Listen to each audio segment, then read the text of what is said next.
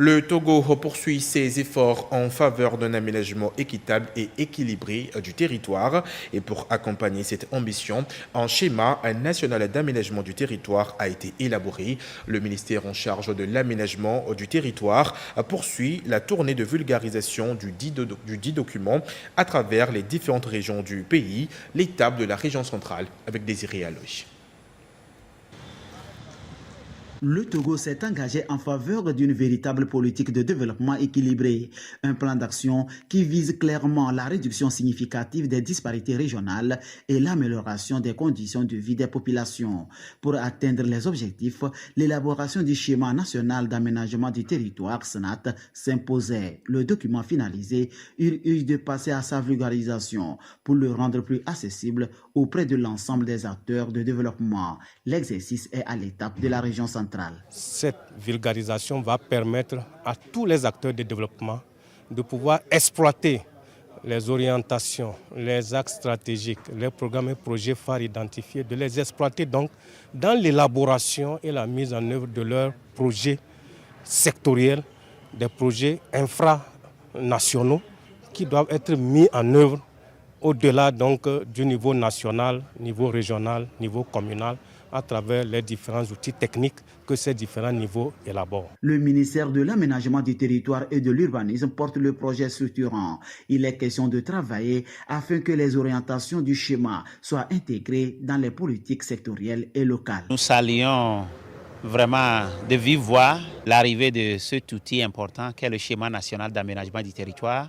Donc c'est un outil qui a un ancrage au niveau local et régional. Et c'est un outil qui va contribuer avec la mise en œuvre des différents plans de développement communaux. Donc cet outil-là va également aider à mieux orienter ces différents plans-là et à la prise en compte de l'aspect territorial, les enjeux environnementaux pour un développement véritablement durable. La dissémination qui est à l'étape de la centrale a démarré par les savanes. Elle va se poursuivre dans les plateaux et la maritime pour assurer l'approbation du document par tous. Et dans la région des savanes, les acteurs locaux ont été également sensibilisés au contenu du schéma national d'aménagement du territoire. La rencontre a permis de présenter les grandes orientations du document et son rôle dans la réduction des disparités entre les différentes parties du pays. Yatarate. Le schéma national d'aménagement du territoire, instrument de planification spatiale, traduisant la vision que l'État a du territoire national et de son évolution souhaitable, présenté à Dapan aux acteurs régionaux de développement de la région des Savanes. Cette session, initiée par le ministère de l'Aménagement du territoire et de l'Urbanisme, permet de présenter les livrables clés du document pour harmoniser la planification territoriale et les politiques publiques. Nous avons le rapport bilan diagnostic qui a été établi sur tous les secteurs, mais pour le schéma proprement dit, nous avons une vision territoriale que nous voulons à l'horizon 2045. Et cette vision a été déclinée en des orientations stratégiques au nombre de 5. Les orientations stratégiques, à leur tour, ont été déclinées en des objectifs à atteindre. Et nous avons également une proposition de programmes et projets structurants phares qui doivent permettre d'amorcer la mise en œuvre du schéma national d'aménagement du territoire dès à présent. La mise en œuvre du schéma national d'aménagement du territoire vise à stimuler le développement du pays, à réduire les disparités régionales.